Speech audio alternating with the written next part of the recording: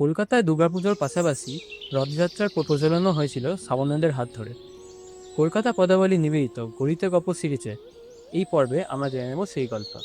বরিশা শখের বাজারের কাছেই সন্তোষ রায় রোডের উপর অবস্থিত এই জগন্নাথ দেবের মন্দিরটি দেখতে আদতে সাদামাটা হলেও এর ঐতিহাসিক গুরুত্ব অসীম।